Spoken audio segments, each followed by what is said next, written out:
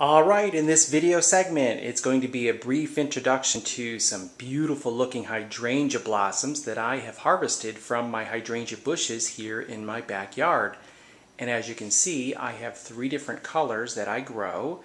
I have pink, blue, and white, and these blossoms are just spectacular. Really beautiful. What I want to show you or teach you about hydrangea here as I move in a little bit closer is in order to prepare them so that they last in your vase without the blossoms wilting and flopping over. Let me just pull out one here and show you what I've done here. Notice what I've done at the bottom of the stem here that I've placed in the water. I've removed the outer layer of the actual stem itself. Now the stems of the hydrangea blossoms are actually very tough. And you need to remove the outer layer, that green layer. And sometimes it's brown because it has built up some bark on it. Very rough stems, if you will.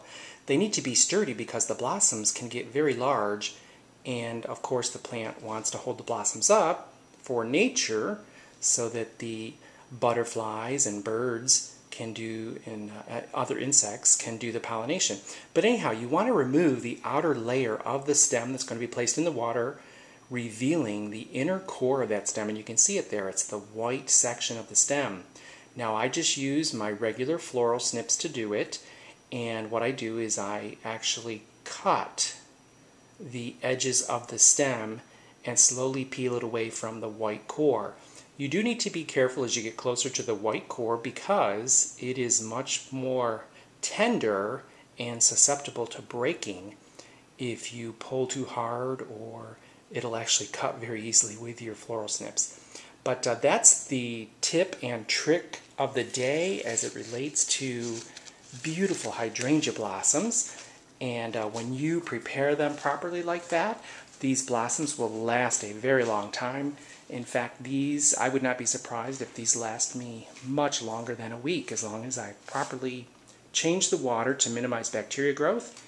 And as the flowers look like they might be starting to die or perhaps even start to wilt a little bit, I'll do a fresh cut and again remove that bottom portion and the outside layer of the stem to reveal the white inner core and place it back into fresh water, and again those blossoms will last a very long time. It's not uncommon for me to be able to make my hydrangea blossoms last 2 weeks, so there you go. That's the tip of the day. Gorgeous hydrangea. I hope you have some in your yard. Pick up some bushes, start growing them, and you'll have these blossoms every year as well. Take care. This is James, your Royal Bouquet Florist, reminding you to enjoy your flowers.